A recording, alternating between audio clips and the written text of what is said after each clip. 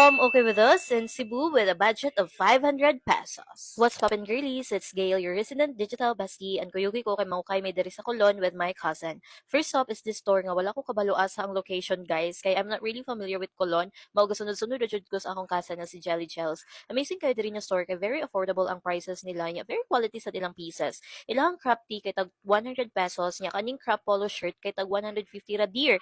Ilang mga bottoms kay nag-start sa 100 to 250 pesos. It depends sa style girls. Pero guys, barato ra jud kayo diri. Wala jud mo exceed og 500 diri. Kaning sleepwear nila kay tag 50 pesos. So I bought two na para kang sisi og ako kay para like show me mga tulog guys. So napod sila yung mga heels nga tag 250 ra sad nya. Good kayo og quality na oy pero wala ko kapalit dir kay walay size nako. And then kaning mga polo shirt diri ninuta ni siya pero kay mga tagas kayo uy dili sakto sa babae dir maong wala ko ni palit. So tulura akong nag-get diri guys. And afterwards, we paid the items that we got here in this store na.